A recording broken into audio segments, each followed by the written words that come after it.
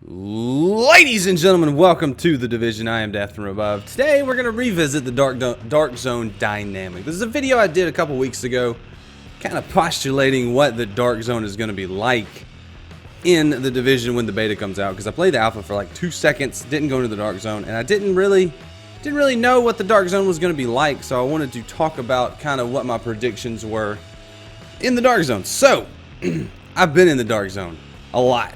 I know what it's like. I know what it's like with a group. I know what it's like solo. So we're going to talk about the Dark Zone dynamic after action report. Just like I did for the whole beta for the Division, we're going to go over the Dark Zone. I'm going to share my experiences, my ideas, and just what I think. So first of all, let's talk about my first adventure into the Dark Zone. I'll play that for you right now. But walked into the Dark Zone knowing that people could go rogue on me. And it was, early morning, day one.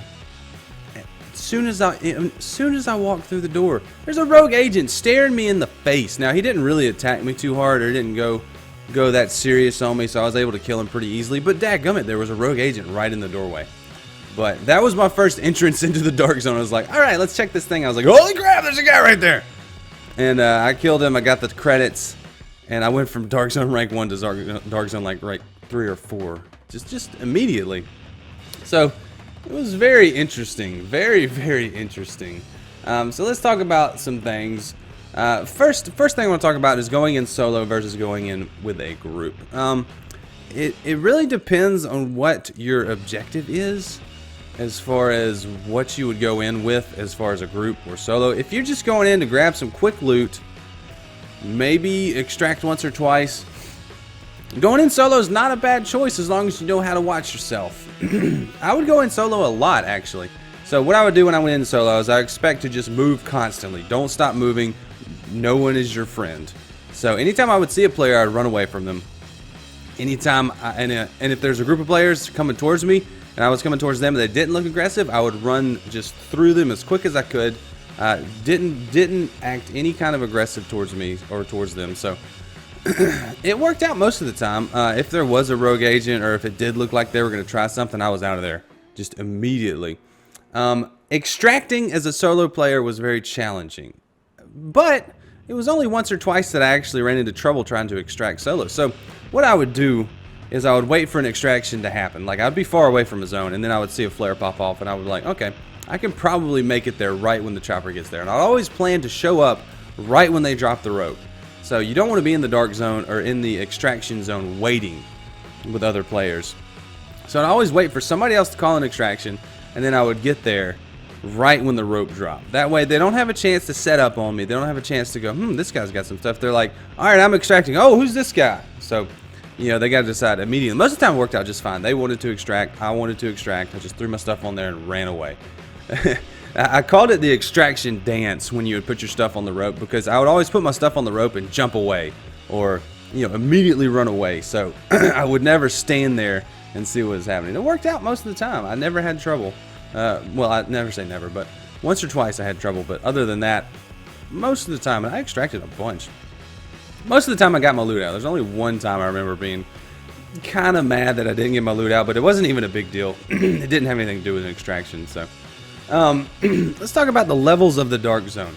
So there was in the beta a 1 through 7 Dark Zone and a level 8 Dark Zone. I noticed in the 1 through 7 Dark Zone, people were going rogue a lot more. It was a little bit more chaotic. I played on Xbox One all beta, and the 1 through 7 Dark Zone was a little wild. Once you got into the level 8 Dark Zone, it was a little bit calmer, as calm as the Xbox can be, because the Xbox was a little bit more wild than PC. So it was okay. I found that the level 8 Dark Zone, people were more concerned with their level and their gear, and they wanted to get stuff extracted a little bit more. But there was still, towards the end of the week, there was people just going rogue just for the fun of it, because by that time, first day versus last day. First day, people were just going rogue to see what it was like. Second day, people wanted the loot, they wanted the level, so they weren't too crazy about it. Third day, about the same idea. By the fourth day, people had done everything they wanted to do, and I think they just wanted to go crazy. So the fourth day was bad. There was, you were going to get shot a lot more than the second or third day. It's kind of like the first and last days are the days everybody wants to go rogue. So I don't know how that's going to play out in the main game when it's finally out and you can, have it forever. I don't think people will go rogue as much as they did in the beta. I think it'll be a little bit calmer, but it was okay. So, thoughts and feels. Well, let's talk about MPCs too. I wanted a little more NPC players, but that's a common complaint. I know Massive is probably going to ratchet that up in the main game. But I learned pretty much where all the NPC NPC enemies were going to be in the Dark Zone. Once you run around it enough, you get an idea of the map. You get an idea of where enemies are going to be, what their levels are going to be, how hard they're going to be. And towards the end, it got really easy to kill them. So I played a DPS build so I could sit back and just snipe them. So I liked that. I liked that I learned the map and I learned where the characters were going to be. I would like a little unpredictability, but not too much. I don't want to be running down the road expecting it to be empty and find 10 major characters, major enemies that I have to fight for 20 minutes. But, you know, 1 or 2 scattered about, or maybe like the group of 2 or 3 that are like looting a car or something would be cool. Just randomized in there, but we'll see. That's probably in the main game. Probably don't even have to ask for it, but it's still cool. But anyway, guys, thoughts and feels on the Dark Zone. It was a lot of fun, even for a solo player, because I knew in the beginning what I was getting into as a solo player. I did go in it with a group. With a group's a lot of fun too, because you can just pretty much not have to worry about near as many things. You can extract, you know, with the group, control the extraction zone, run down rogues. You can go rogue if you want to and be a little bit safer. You're still gonna have to deal with other groups, but going with a group of 4 is a lot safer and a lot more fun if you know the guys. I definitely enjoyed that. So thoughts and feels on the Division beta. I really enjoyed the Dark Zone solo or with the group. I didn't have any trouble solo. Like, it was a little more stressful, but I kind of figured out the tactics to get around that, and I enjoyed it. So I'm looking forward to the main game. Fingers crossed there'll be another open beta, but it looks, I don't know, it's a 50-50. I don't know if they will or not, but hopefully. We'll see. I don't have any solid intel on that, but I can hope. There's been whispers. But I enjoyed the Dark Zone. Looking forward to the main game. What were your experiences in the Dark Zone? What was the craziest thing that happened to you? I'm always interested to hear that. I love hearing your stories about. I'm sure there will be tons of stories, tons of funny stuff, tons of heartbreaking moments where you had awesome gear and you got killed. I didn't have a heartbreaking moment, but I know some other people did. I know N64 Josh had a heartbreaking moment with some gear. So that's what the Dark Zone's gonna do to you, man.